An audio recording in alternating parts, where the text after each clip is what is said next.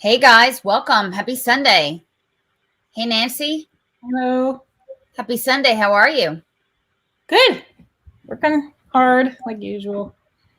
Working hard like usual. Yeah, it's a job that's it never ends, right? No, it's a whack-a-mole. I know it is. I know it is. So guys, we're going to talk about a very important subject tonight. We're going to talk about Panorama. That's what you tuned in for. That's what we're going to be talking about. But first I want to talk a little bit. I want to zoom out from Panorama and just talk globally about what's going on. Because there's an awful lot going on in terms of what are the legalities, what's what. And when we zoom out, we're talking about this. So parents and legal guardians, obviously they're responsible for caring for their children, right? Nurturing our children, caring for our children. But now the state and federal government, they're teaming up to provide for the emotional care and the well-being of your children. They're doing this via these intrusive data collections and government-owned algorithms, really. Public schools in states like North Carolina, Indiana, and Illinois are diagnosing and treating children for supposed psychiatric conditions. These same algorithms, they're making automated decisions which determine the direction of public education. States are using panorama surveys in conjunction with school districts here to collect copious amounts of personal data about children and their families, all in the name of caring about students' emotional and social well-being. So here in North Carolina, the panorama surveys, we'll talk about it tonight, they've been in use since 2014, but Session Law 2020-7, approved by the General Assembly in June of 2020, it turbocharged this state's practice of data mining our students. You're looking at the school mental health policy right now. So now, all of a sudden, attitudes, beliefs, feelings for the purpose of diagnosing and treating emotional symptoms and syndromes is happening. The purpose of legislation, any legislation, you guys, should be to preserve freedoms or to enlarge them. Okay? Session Law 2020-7 and the Associated State School Board mental health policy, right here, you're looking at it, it's enlarged the government's role beyond educating our children and literally puts the government right in the living rooms and the bedrooms and the bathrooms of all of our families across the state. So, of course, this information they're collecting on children, it can and will be held against you by our own government if they see it fit. You know it's true.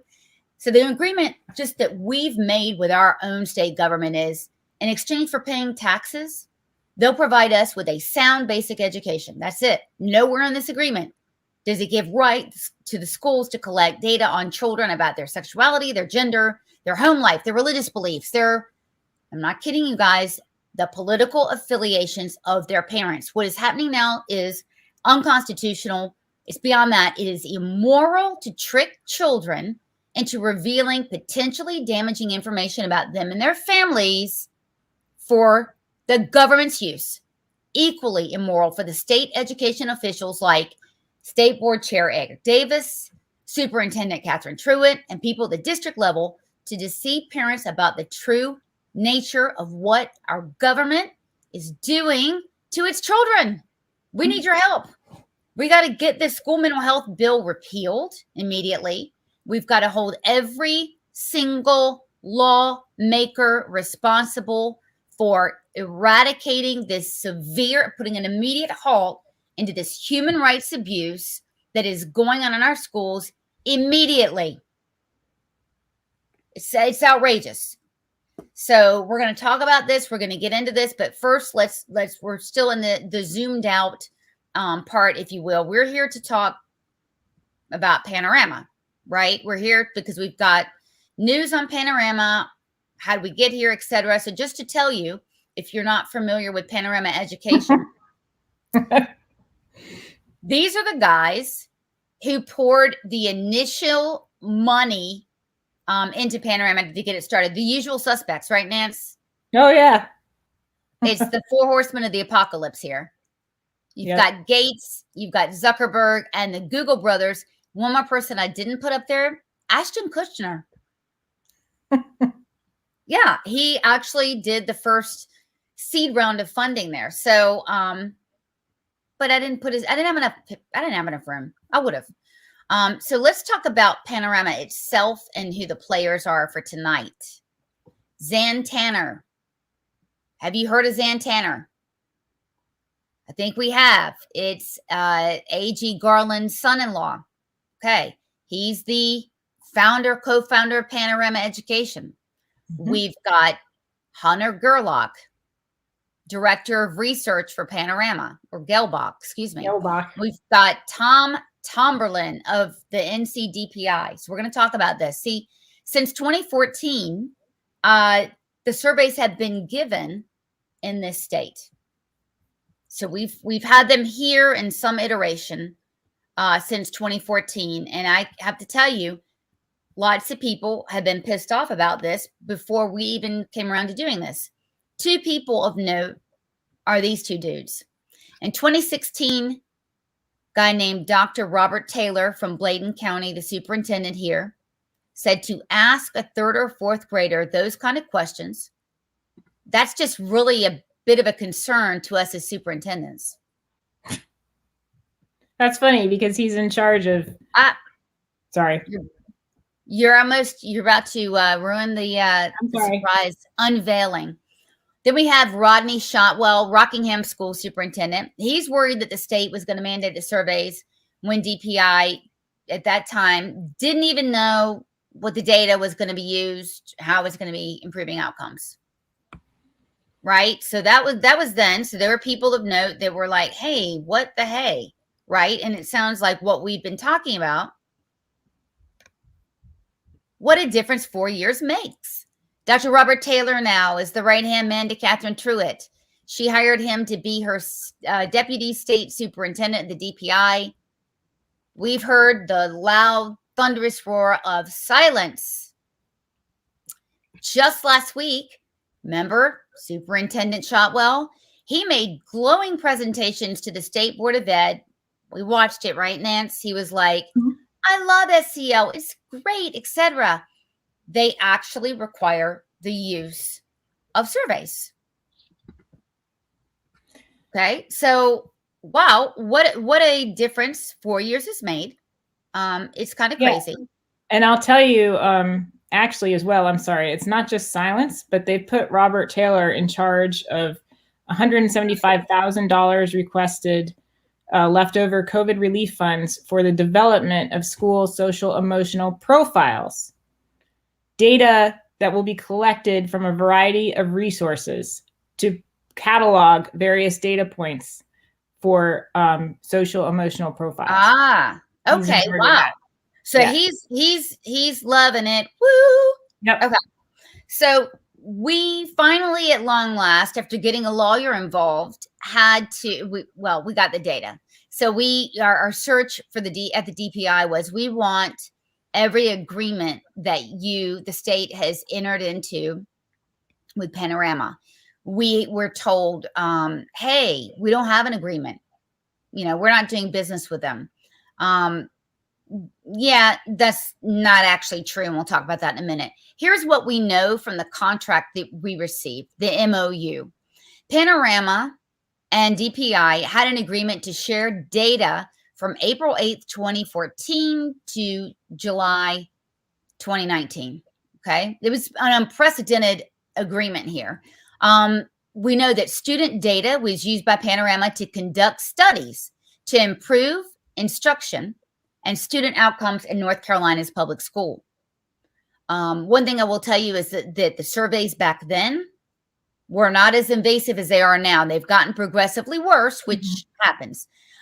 Individual student data was made available to Panorama. That means Susie Q on Firebird Lane, Panorama could get that data. Okay. Zan Tanner, he worked directly with DPI on the data sharing agreement. Mm-hmm.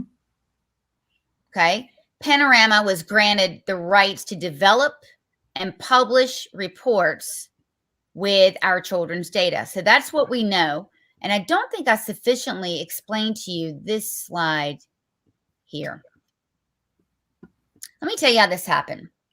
So Zan Tanner, we just talked about, he's now the AG's son.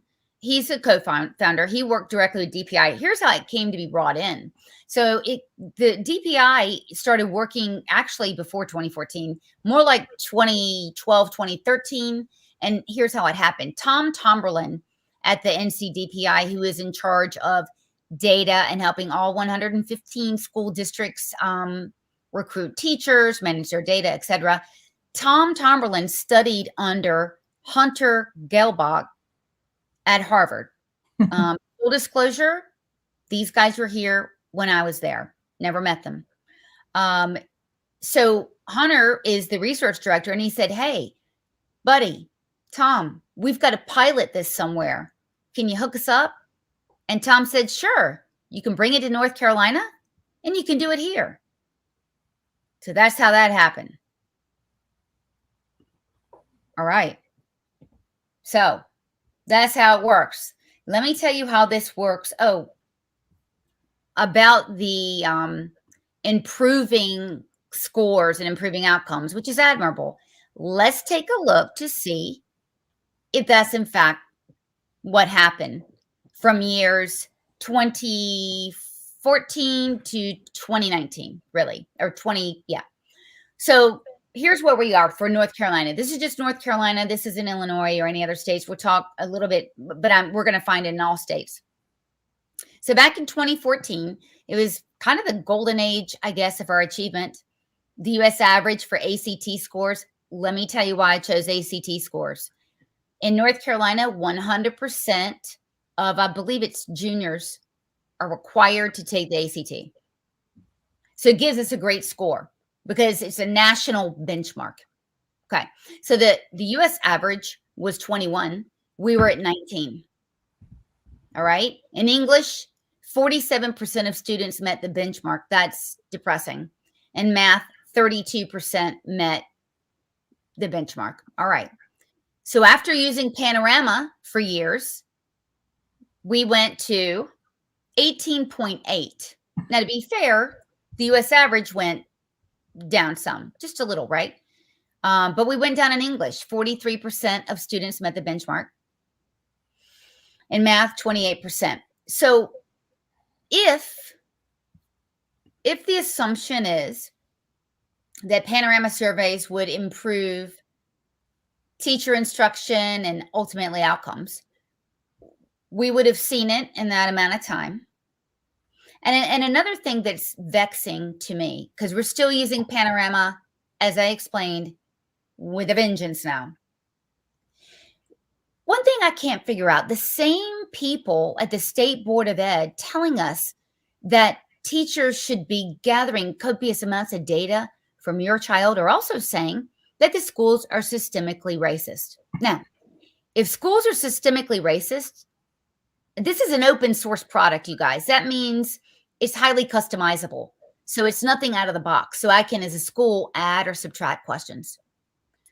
Why would you give schools the power to ask and collect stigmatizing data that could be put on the records of Black and brown students? If you really believed that schools are systemically racist, it makes not one damn bit of sense. Nope. I agree. So this is what we're being told. And for all of you guys, no matter where you are, start at the state level, because the state level has something called an SEL dashboard. It sounds fun, whimsical, mercurial, if you will, right? It's just a dashboard. So let me show you in North Carolina, for instance.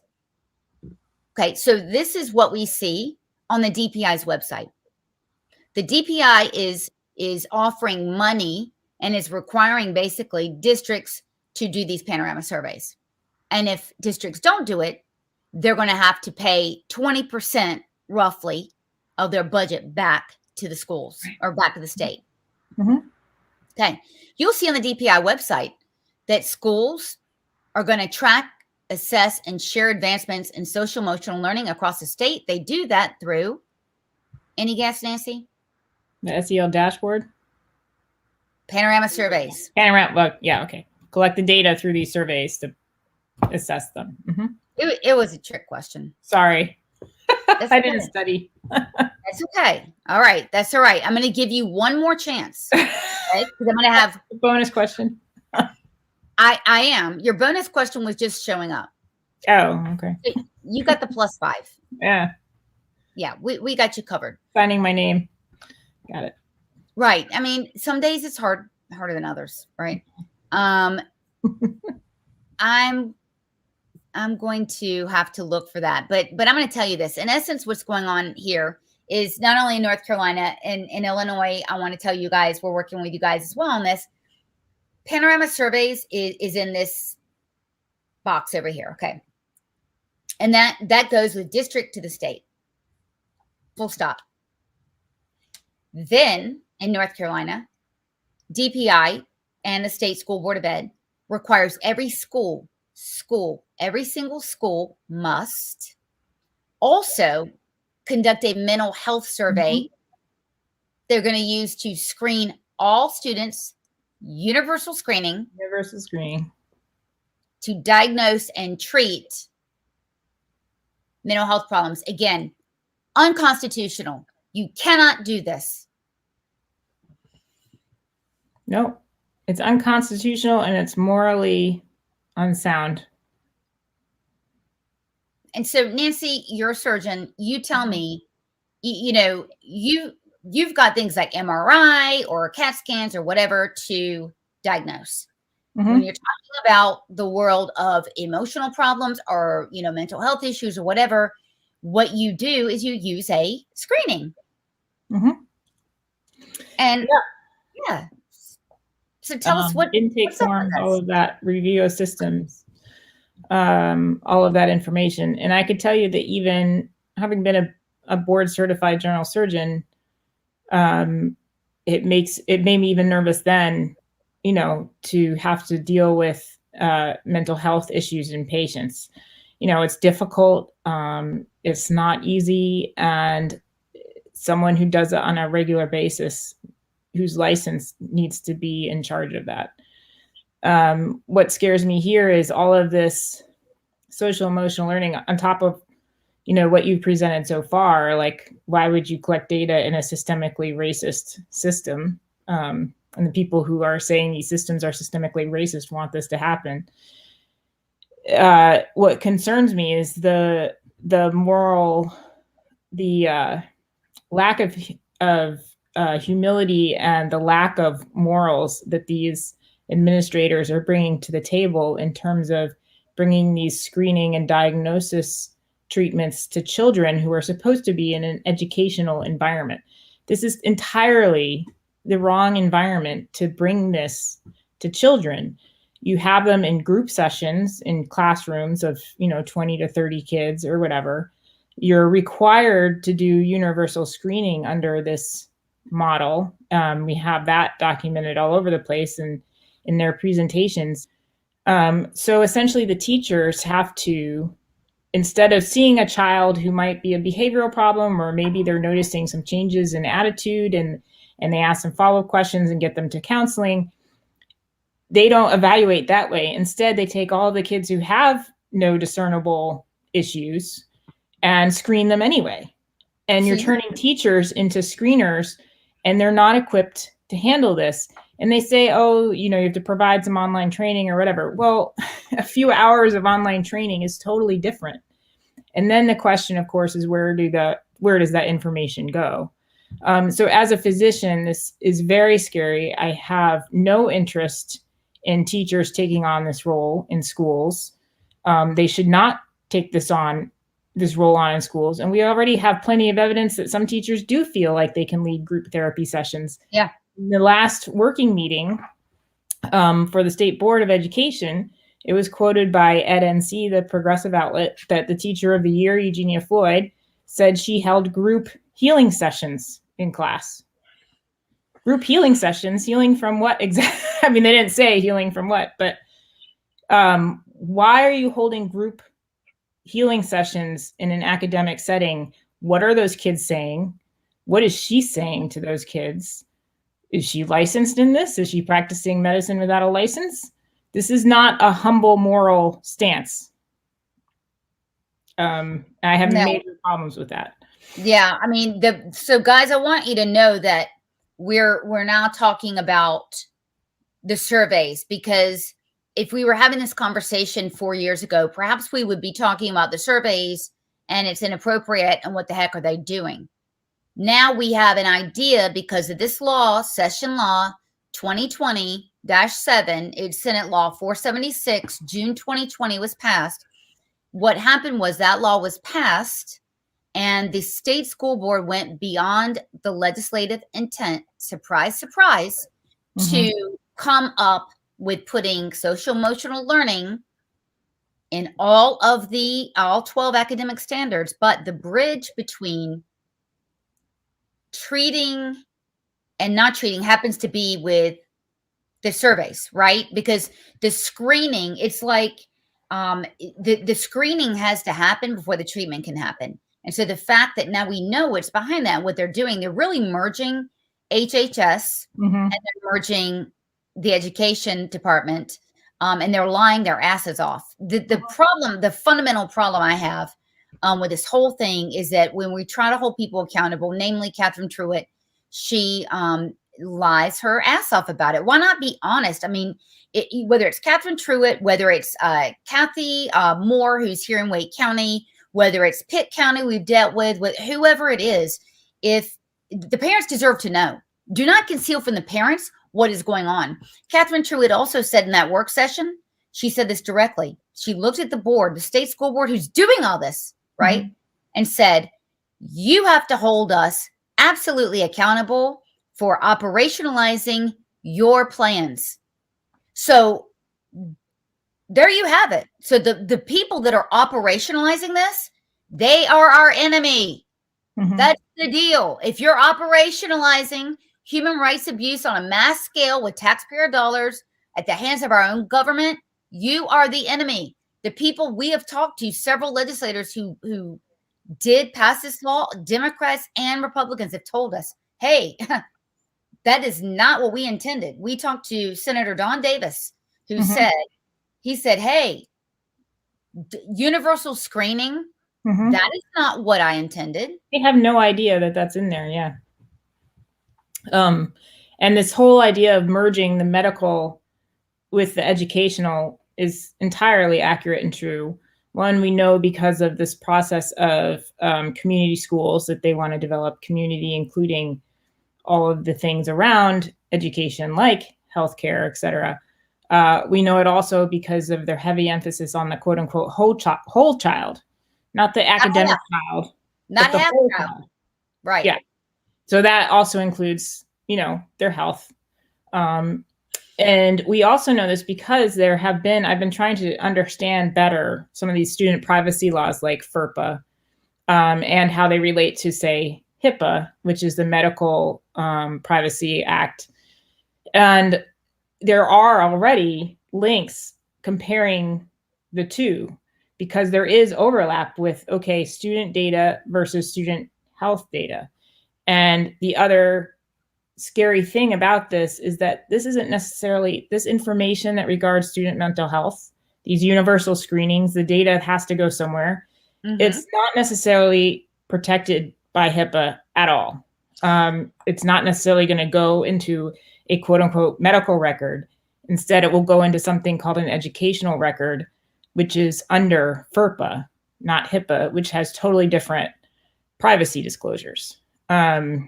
So you might think, oh, well, they're doing, they're incorporating school psychologists and there's a medical bent to this mental health stuff. Not necessarily. It could go under the student educational record, which has a whole different set of consent parameters and oversight.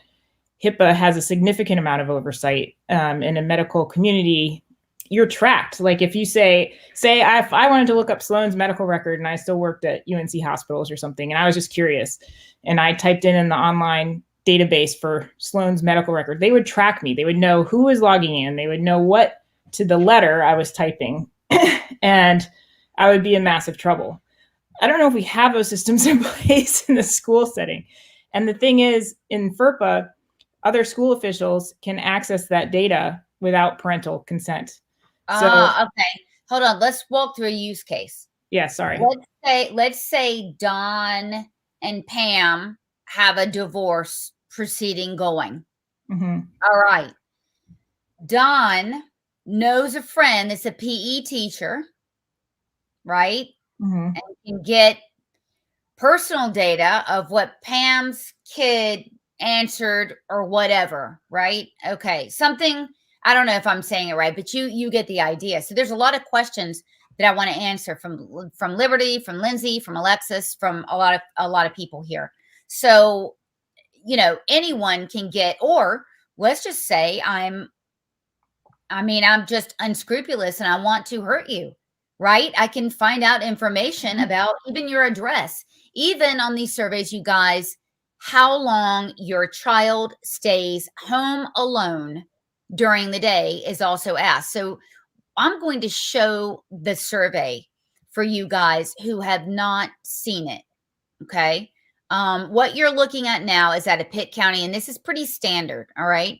This is a Panorama survey. This information goes to the state, period. I don't care what they're saying. They are lying their asses off. We know this. We actually have an email from one of the dudes named Freebird McKinney, who's actually going back and forth between DPI officials saying, hey, guys, why don't we not include Panorama in the budget because that's a brand name and we really should fly under the radar. I'll show you that. Okay. Here's what it looks like. So this is again, well-being measures, unconstitutional. You have no business caring for children. Your feelings. This is transient data. I could be feeling great 1 minute, pissed off the next. So how often did you feel excited, happy, loved, safe, hopeful, angry, lonely, sad? This is a snapshot in time that has real permanence for your child. Okay, this is a problem. All the questions are pretty much offensive. There's a couple more offensive than the others. Would you like to talk privately with a teacher, counselor, or other adult from your school about how you're doing or for extra support? Completely inappropriate, unconstitutional, not good. Your name, phone number, and email. What's your gender? How would you describe your gender? What language is spoken mostly at home? None of your damn business. The last thing we want to be doing is discriminating against immigrants. What in the world is going on during the day? Are you taking care of anyone in your family, such as siblings, parents, grandparents? Yes or no, and how long in the day? This is none of your damn business, period. End of discussion. What grade are these handed out? As I understand, 3 to 12. And I even read somewhere, Nancy, can you back me up on this? If the students are too young, I think the teacher takes it for the student. Did we read that? Well, somewhere? I know there are certain surveys, not Panorama, but what was it, the BIMUS 2 or something, where they asked the teacher to evaluate the emotions of the student in terms of a universal screening thing. So that was like the teacher's opinion of what the student was feeling or how they were. Totally unconstitutional. Yeah. Completely out of realm. So lots of questions flying in. I'm gonna answer them. So here's the story, Ashley. Ashley wants to know, when are they going to be sent out, etc. There's a couple of things going on. Do you get to consent? There's a process called passive consent. Okay. Passive consent means that the schools they'll attempt to give you consent, but if you don't consent, they're going to give your child the survey. And schools have also said, hey, if kids want to opt out, they can, but they do not plan another alternative. So in other words, they're sitting there for an hour in math class while these are being given out. They're being given out via the computer, which means it's attached to a student ID. It goes to the state. Now, a couple of different. I'm sorry, I'm just going to quick interrupt here. They specifically strategize to not have an opt-in. Like they specifically strategize to make sure it's opt-out, because I've seen in the presentation materials for some of these people introducing the mental health programs. They go through the strategies of survey taking, and that opt in, you're going to have fewer people because they're not going to take the time to opt in or not do it or whatever. But if you make the survey and opt out, you're more likely to capture more people. So they are specifically strategizing this thing, which again, I think that leads to morals. And is that really morally what you want to do to parents and students? You're right. You're so right. What it is it's tricking. This is the immoral part. You're being dishonest with parents. You're tricking children. It's unconstitutional and immoral. Now, you're going to hear the DPI swear up and down that we have nothing to do with this, etc. Well, I mean, this is right here, statewide. This is from the DPI. You can see it right on the bottom here. They requested $3 million for statewide Panorama student survey pilot. If the state has nothing to do with it, why the hell are they requesting $3 million? Why? Right? Why? So I'm going to tell you about some reports we've gotten over the last few days from Henderson, North Carolina. Henderson had a lot of problems with the Panorama survey where parents, specifically many parents, opted their kids out. Why, Nancy? Because they've been watching our show. They had about a dozen parents opt out, and the students were given the survey anyway. It gets worse. The school, the superintendent of the school, or actually the LEA, the school board said, we want these, I'm just giving an example, 10 questions asked. We don't want these 5 asked. Well, they asked the 10 questions, well, they asked the 5 questions, just, some of them. And then 2 extra questions were added in. So the state has nothing to do with Panorama. Who the hell added those questions in? Well, it's the state, of course.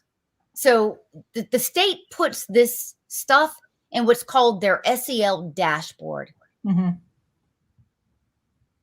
Okay. And they have a vested interest in that. We are hearing that again and again and again. 2 things. Students were given a survey even though the parents opted them out. This is becoming a pattern now. That's not lawful. The state board of education is responsible from the top to make sure that parents are properly notified. As you pointed out, they're being very surreptitious about doing that. Mm-hmm. Not good. And then secondly, we're hearing that parents are giving some BS notice, like a notice maybe 2 days before the survey is given out on a student's Canvas or their Power School, right? Somewhere where you'd never look. Inadequate notice. And again, Nancy, because this is tied now to medical care. Yeah, well, it can go into the educational record under FERPA, which is accessed by different people than, say, a medical record under HIPAA.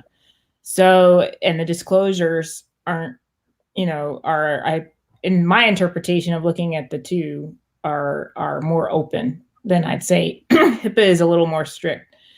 And then I'd also add to that conversation about the state is that working meeting again.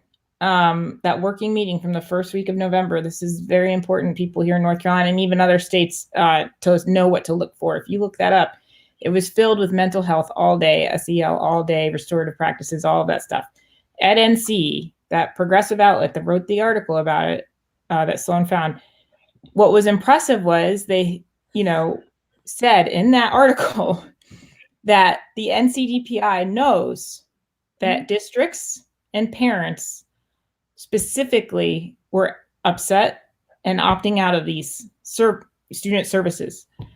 None of those districts, none of those parents were invited to come speak to, say, propose counter views or diverse viewpoints. None of those people were tapped to provide information for this working session on how to ram SEL and the progressive agenda down the throats to district level. And so survey. Again, we're flies. They themselves, incidentally, by saying that, hey, the NCDPI knows that parents have a problem with this. Oh, yeah. Actors in the NCDPI are very aware that districts are saying no to this stuff. Were they invited into the conversation?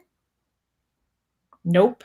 No, the state, Nancy, is treating parents the exact same way, or in some cases worse, than these school boards are in Loudoun County and in Fairfax. We are a nuisance. Catherine Truitt has called us flies.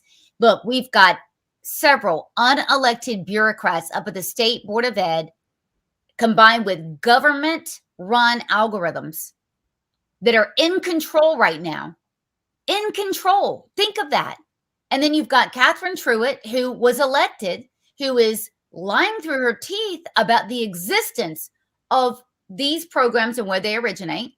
And also Castle SEL. She told Moore County that Castle SEL was going to be a thing of the past. Well, it's not. It's embedded in every single thing. We demand honesty. This is unconstitutional. You've pointed out absolutely immoral. And now we're finding out that students are being forced and tricked into doing this. So what do? Henderson actually stopped using Panorama, which is a good thing.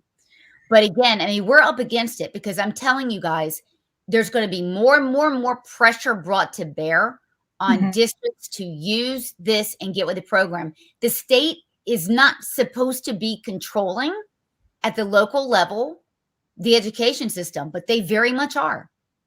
And we have to stop that. So again, it is a combined effort of, we have to go after this at the state. We have to get every legislator on record. Are they going to repeal this? And now's the time, because you've got primaries, right, where politicians are jockeying for position to be elected. We've got to make sure on both sides of the aisle, people are held accountable. We got to get this repealed, but also on the local level, you cannot, at least 2 districts, because of our work, and thank you for doing it. Thank you for getting your friends informed, telling them what to do, where to find the information, and fighting back. You have got to get your districts to fight back. Yeah. We know Panorama is here and it's getting bigger and bigger. Yeah, the state wants to model, the state has a policy now where every school district LEA has to have a state mental health plan. We know that the ESSA funds are tied to social emotional learning, that 20% of these funds have to be used in terms of social emotional learning.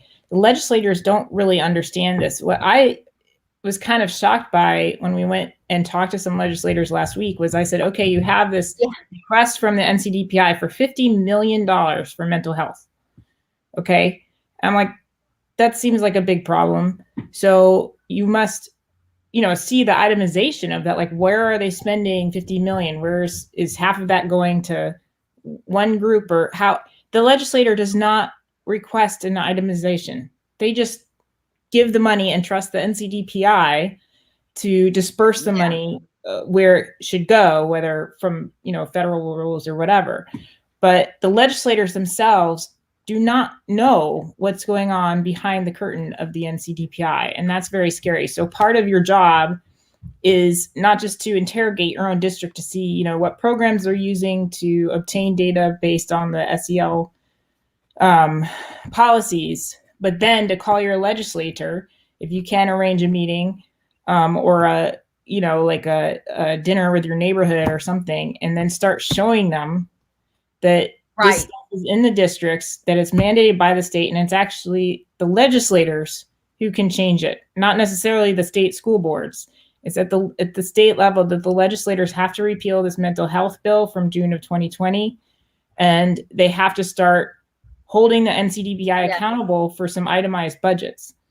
Yes. So I want to show a couple of questions, and I'm so glad that you guys keep pumping in the questions. I'm a little behind on that, but keep pumping in the questions. I need to show you, let's see, and an example in Henderson. Here are the questions that the board approved.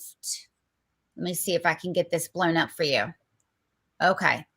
So, all right. So they approved these. You can see this in the green. They approved 21 student competencies, etc. it's not a big deal. These aren't, okay. They approve 3 with a student support and environment, such as how well do people at your school understand you as a person? How much respect do your students at school show you? Overall, how much do you feel like you belong at your school? Okay, fine. Omitted but requested. Okay, so why would the state not, if the state isn't in control, Nancy, why are they deciding that they're going to leave off 6 questions and they're going to put on 2 of their own?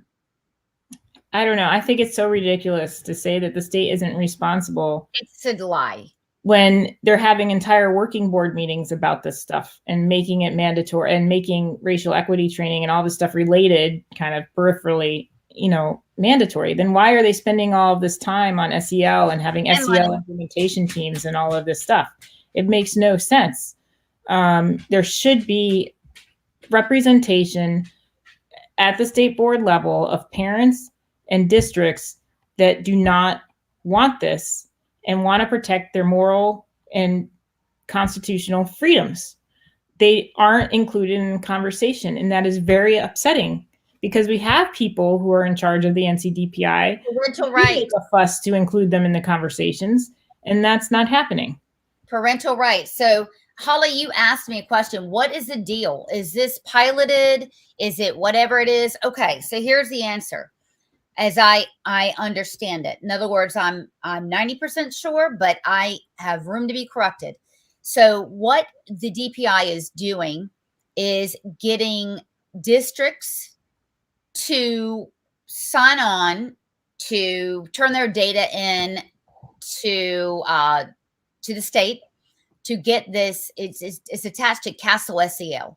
So social emotional learning is required. Panorama surveys are the preferred vendor for Castle SEL. So they're trying to get as many districts as possible. I do not know how many districts are involved, but Holly, here's the bad thing. Remember, we have 2 hands here. One is Panorama. Okay. Let me get this hand off the screen. The other hand is every single school now must also have another survey. This is another survey, a detailed survey to diagnose and then treat emotional problems. You're looking at one right now. That, by the way, this is an official instrument to measure. It's used in child psychology. And I want to tell you this. You're not allowed to even see, use, or score this instrument unless you are a licensed professional and you have teachers who are already overburdened doing this. Look at this. This is detailed stuff. This is available through the DPI points schools in the direction of the site that has these. Mm-hmm. This is real life. Okay. These are transient things, by the way. You're going to ask me, how young can you use this? And what I'm going to tell you is, I mean, I don't know, and neither do teachers, but they're going to be pointed to using them. So maybe the standard is kids have to be 10 first. Do you think teachers are going to know, or principals are going to know? They're not. So here are some of the questions. And this isn't going to go to any sort of medical record. This is going to an educational record that follows the student and their ID, and the accountability and access is not the same as a medical record. And this, what you're looking at, you're looking at the score for this. You are not allowed to use this if you are not a licensed professional. And now teachers are being pointed to using this in the classroom. So Holly, your school may not be using Panorama. They are definitely going to have to use, are going to be required because of this bill, to take the unconstitutional step of surveying your child for emotional disorders, which is none of their business, and it's not anywhere near scope of practice. Nancy, tell me about scope of practice. I guess I would just say that, again, it's a moral it's a moral issue, if not a legal one. If they can get through the loopholes, okay, but there's still a moral issue in, as a physician, you take an oath, right? First, do no harm.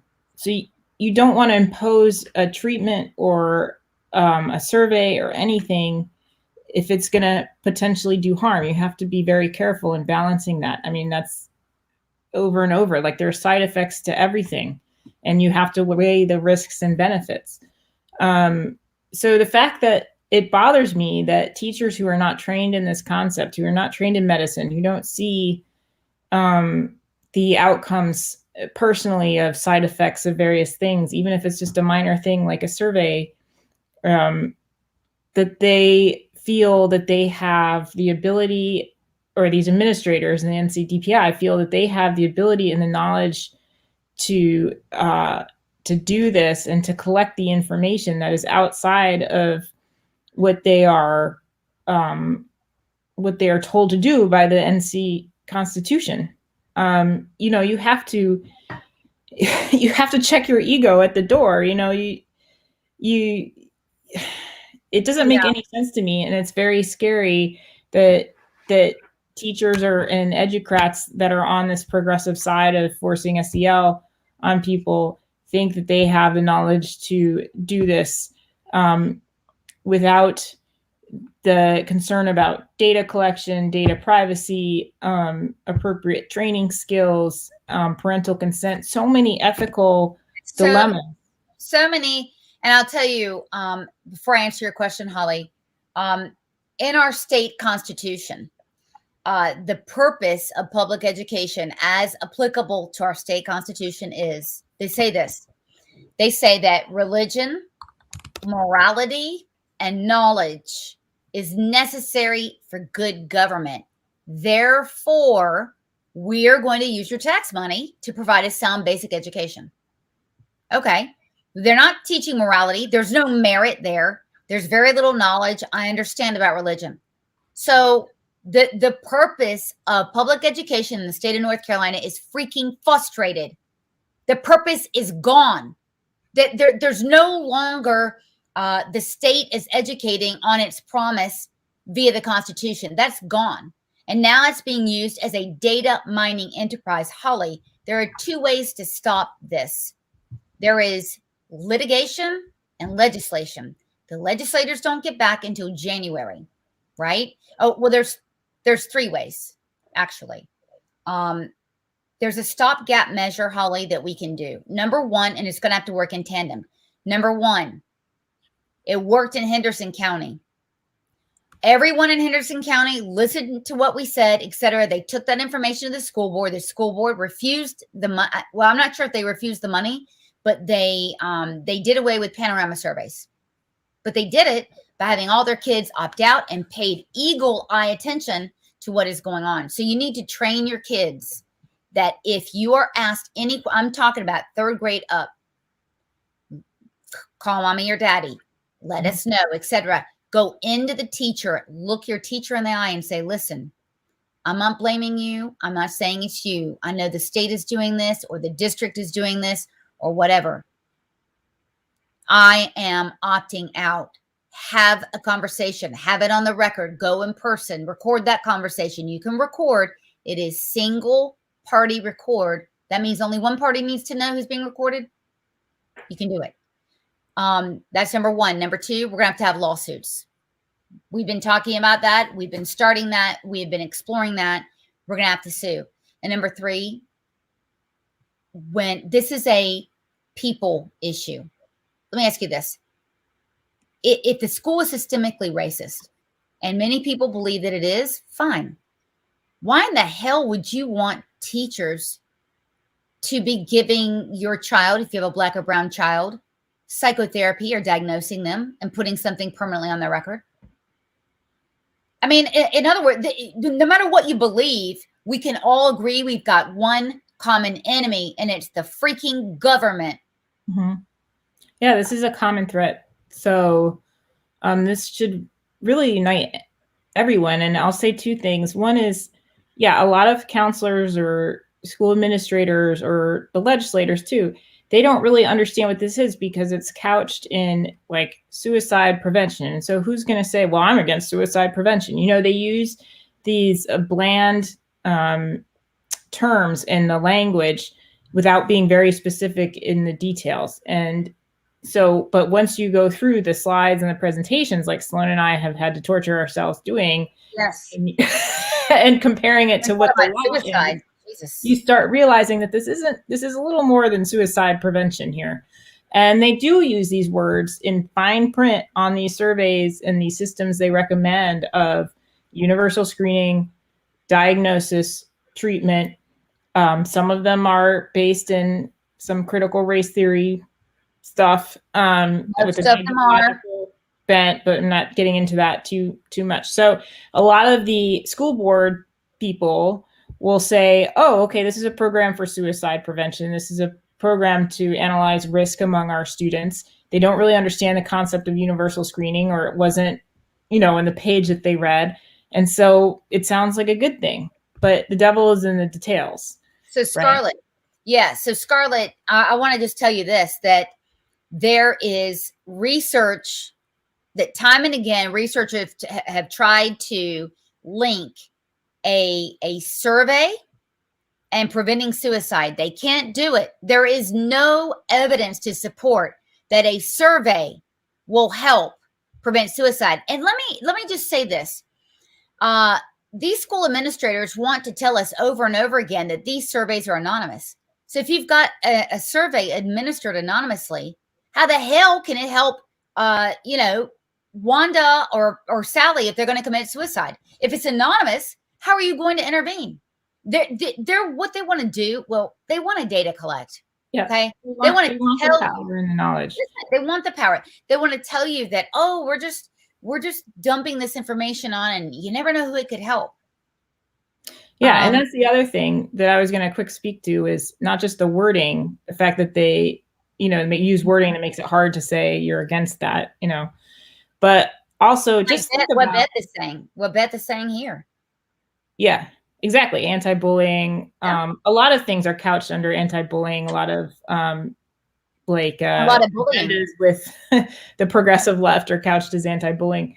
But also look at the people who are on the State Board of Education. Chair Davis, James Ford, who supports the Rainbow Coalition and Black Panther movements, who can only talk about race all the time. Oh, yeah. Do you want these people determining the mental health evaluations for your kids? Like, does that make any sense whatsoever? Do they have any clue about medicine? I can tell you for sure that they do not have any clue what it takes in terms of medicine and the things that can be seen in any field of medicine, including psychiatry. They have no idea.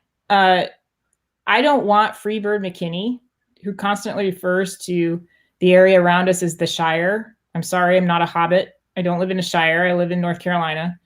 I don't want him determining or having influence of policy regarding public school kids' health. That's, to me, not healthy. Well, let's look at Freebird for a second. The man is a liar, or I would say disingenuous. Excuse me. I shouldn't have said it that extreme. But let's take a look at what he said. Go ahead, keep talking. I'm sorry. Well, I would just say, like, how does this make sense if you bring it down to a personal level? Like, look at the people in the NCDPI. Look at some of these figures. Watch some of the slides. Look at some of the speakers they bring in. Are these the people you really want making mental health decisions regarding your child? Like, I don't. I want to, if have physicians that I can choose. And again, these are also the same people who are against school choice. So essentially, if they have their way, there's no school choice. So people trapped in low income communities will be forced to not have a choice in how their mental health, their kids' mental health is evaluated. And if they get stuck in one of these schools with some nutty people, I mean, I know. It's a recipe for disaster for me, because not only are you going to have this mental health stuff decided by people who know nothing about mental health, but they're also the same people who want to take away school choice, so you won't have a choice in the matter. I mean, Oh, it's they would love, you're right. They would love to do that. And they would love to take away any state assistance that we have with school choice, which would absolutely trap lower income students in. But let me show you this email. This is from February 25th of this year. This is from Freebird McKinney, who is an absolute political hack. And he is the one that you see at the school board meetings all the time, just bloviating about bull S. He's saying, could we change statewide panorama survey pilot? You know, that line item that I just showed you? Could we change that to read statewide student teacher survey pilot and change the 3 million and change to $3,300,000? This would guarantee that the TWC survey be provided yearly, and that it's a and pilot. yeah, and we really need to take the word Panorama off of it because it is a company. So this is trying to shield the people from what they are doing, which is the people's business. You know, I heard Catherine Truitt say in the state school board meeting last week, I think I told you guys this, that her job was to execute, obviously without any questions asked, every single thing that the state board is asking for. Mhm. That is not her job. That is not why we elected her. We elected her to represent the children and the parents, because without us, they wouldn't have a system, period. But yet at the state level, we have no voice. It's very important. Yeah. I mean, Yeah. she has no problem putting a letter out to chastise parents and their behaviors without any evidence at school board meetings. Mhm. But when you ask her to say, I don't know, maybe recommend some different points of view, which I did with specific papers presenting those points of view. Oh, no, she can't. That has nothing to do with her. It's all the State Board of Education. She can't do that. So I just wonder why she can't publicly say, hey, we're going too far to one side here. We need to incorporate some people from Henderson County. We need to incorporate some people from these other counties that have concerns and bring them in and share their concerns. We need to bring some parents in.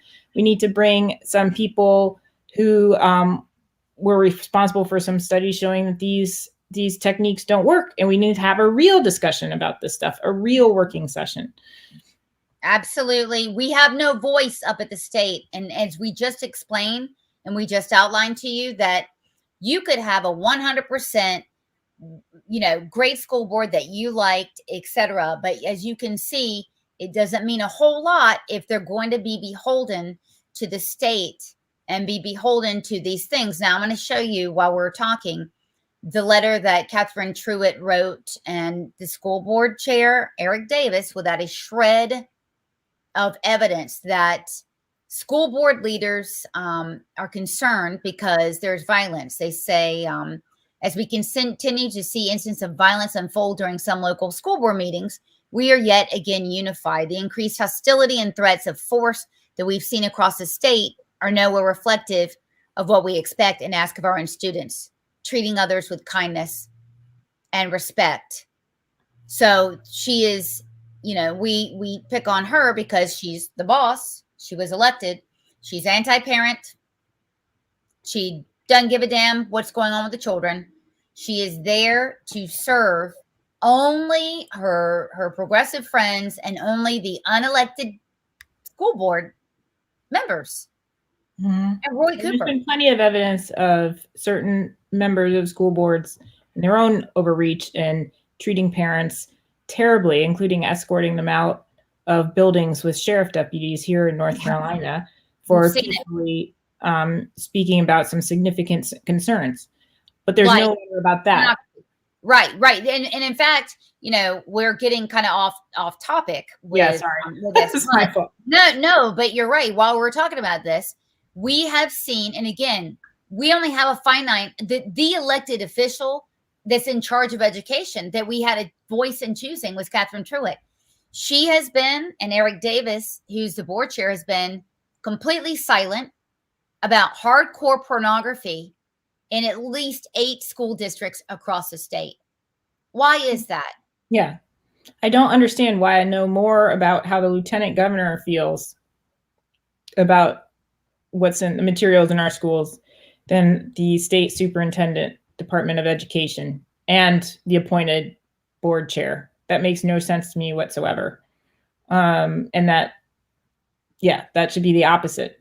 It should be them coming out with a statement and then the lieutenant governor saying, yes, I support that statement and these materials are ridiculous. The fact that they're silent on that, but willing to write a letter without evidence or specific instances of parents is very telling. And that letter has yet to be retracted, despite, her public agreement with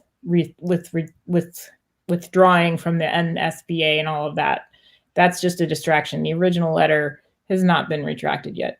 But I digress. The reason why I brought that up is because these people who have concerns, rightfully so, of the overreach and unconstitutional manners and moral overreach of the board imposing their progressive will on students with mental health policies that don't really make sense or are not well conceived, are being ignored and are being excluded from the discussion when they're busy talking about inclusion and diversity, right? This makes no sense. They're lying. They aren't including parents in this discussion. And it's very frustrating. It's very frustrating to me to watch it happen as a doctor. I would never say to anyone when I was practicing, don't get a second opinion. The good doctors encourage second opinions. They encourage you to go seek out other opinions from other doctors if you're not sure, to get a well-rounded view of what's going on. There are no second opinions here by the State Board of Education and the NCDPI. They're going one way, and it's a road. Oh, yes. And they don't give a damn. Well, you put it very succinctly. They're going one way. It is a way that is unconstitutional. It is immoral, and it is objected to, by the way, by Democrats and Republicans. We know because we've talked to them. So, but they are acting in a way that is completely unconstitutional, and they do not want to hear it. Catherine Truitt has blocked, I don't know, we up to 50 people. She blocked me. She blocked me. I didn't say anything. I just brought up, hey, what about this original letter? Can you retract it? And, it might not have been particularly, something that's worded with flowers and bows, but it certainly isn't harassing or threatening, and blocked. So again, this is a rogue education department, and it has the lion's share of the budget, somewhere around 56% of the budget. So they've got all the money. They're completely rogue. They're acting outside of what the people's will is, and outside the Constitution. They will be held accountable. So again, I want to reiterate, there's some things I need for you to do. So I'm going to start at the base level. Number one, have a conversation with your children weekly. Weekly. Show them, honey, this is a survey. People are going to be asking questions. Figure out whatever way you want, but you have to educate your children. Number two, go in, have a face-to-face. I like to record really everything with your principal and with a teacher. They are not, we do not have to consider them as antagonistic. A lot of times, just ask them what they know. Ask them what they know. And a lot of times they don't know, Nancy. I mean, a lot of times they really don't. And I've had that experience too before, in terms of critical race theory. And the teachers didn't realize they were going to a conference that was going to be heavy in that. And they appreciated the parent coming in and saying, look at some of these social media posts, and is this really something you want to spend your time on? And they were actually very appreciative. So don't go in automatically thinking that the teachers and local administrators are necessarily the enemy. Open-ended questions are a good way to start, and to try to bridge, and work together first. Very true, because these principals and these teachers, if you ask them to opt out, they're pretty willing. But we've had situations before, listen, guys, where the teacher doesn't even know the survey is being given, because it's being given during a homeroom session over the iPad of the student. So students are opening this up and it's been given. So do that. So in other words, you can handle it at your level. Then with your school board, you've got to say, listen, and present the evidence we're presenting you. Listen, these surveys, their data collection, and it's not adequate, right? To tell parents a couple days ahead. We need them to defund, get rid of Panorama. That's going to take a lot of convincing. At the state level, we need your help. We are going all in on the DPI and the state board from this week and henceforth. I mean, they need to hear from us. We're going to be going there in person. We're going to be calling them on the phone. It doesn't matter. They don't want to hear from us. We don't care. Their job, their only job is to serve the people. They're not doing that. Our representatives, I think for the next 2 weeks, Nancy, they're going to be there doing budget. Yeah, I know they're doing some budget stuff, right? So yeah, I mean, what we've been doing, we've been going there and knocking on doors and sitting face to face, and we bring the survey. Listen, we talked to Senator Bob Steinberg for a couple hours, showed him the survey. He was in shock.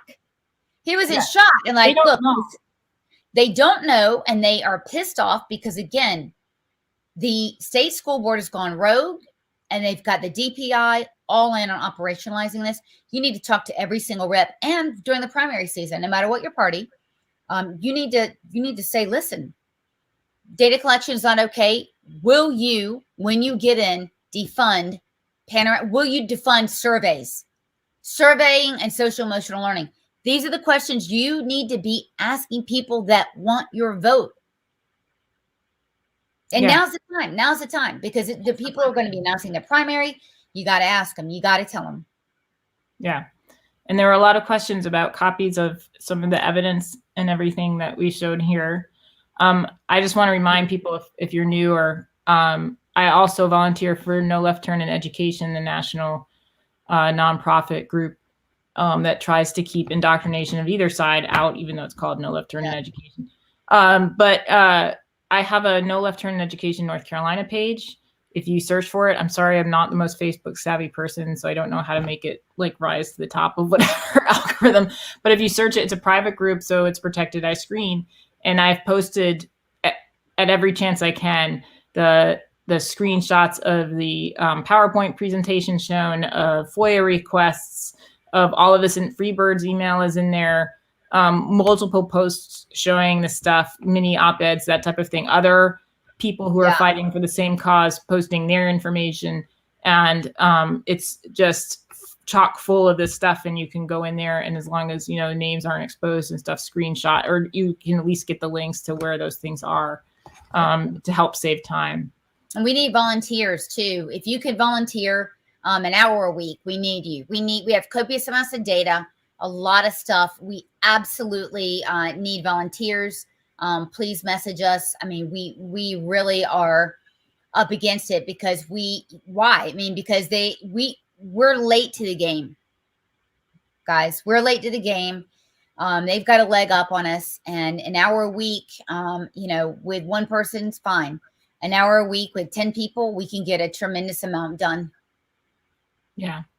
And you got to start getting that evidence, getting the PowerPoints or whatever, the pictures are worth 1,000 words, and putting it in front of your state legislator. And they're going to deflect maybe. And they're going to say, well, did you go to your state school board? And you can say, well, yes or no. But the problem is you have a bill in 2020 that mandates all of this mental health stuff. So actually this is coming from the state level. So actually this is your purview, not just the local. Yeah. Like, you kind of need to be on top of this and recognize that maybe you have some repealing you need to do. Remind them that this is absolutely a state issue, that don't let them deflect back to your local school board. Like, say, buddy, like, you did this or your predecessor did this, and we need to reevaluate it because it's leading to great overreach. It's terrible. So Wednesday and Thursday, we're going to have 2 days of action also. We're going to put out the alerts. We're going to let you know. We're going to need your help just calling, burning up the phone wires, and we're going to put more information about that out. If you have not signed on to the newsletter, what the hell's wrong with you? You have to. You have got to stay in. Don't you want to read Sloan's bitching about what's going on at the state level? I do. I enjoy it. I would say it's what we call investigative journalism. I know. The bitching I saved for here. I'm just kidding. But okay, Luke. All right. They get Panorama surveys in Moore County as well. This is Luke Quotzer. If you did not look at my interview, Luke is he's a Ben Shapiro, actually. He's amazing. I opted not to take it, but all the questions are not open-ended. And only gender and race. Again, the government has no right. We gave them zero permission to ask our children about gender and race and nationality and all of that stuff. Yeah. The teachers union, yes, Liberty and the teachers union here, the NCAE, again, both sides are kissing their asses. Donations don't hurt either. Yes, donations do not hurt. If you can spare $10, it will go a very long way. We use that for everything from copies to paying for our subscription with StreamYard, which we stream everything. We definitely need to pass around the proverbial collection plate. We need your help. To sign up for the newsletter, you go to edfirstnc.org right here. Go right there. Please sign up for that newsletter. We have a Telegram channel. We have Facebook. We have Twitter. And we will see you again later in the week. Hopefully Wednesday, we'll have some more news. Sounds fun. Yes. And so make sure that you share this with how many friends, Nancy? Oh, did you say it in the beginning or? No, it's my standard. Oh. You just pick a number. 10, 15, 20. No, 10. You're right. 10, 15, or 20. We'll take it. Okay. So share this. And remember, you have a moral high ground on this issue. Yes. You absolutely have a moral high ground on this issue. And we have a common threat, which is the invasion of privacy and overreach regarding our children's mental health. Yes. And we are on the moral side of this issue. We are. I mean, this is a police state through your children to you. And yeah, even if you don't have children, they're asking questions about neighbors. No kidding. Really are. All right, guys. Thank you. Have a great night.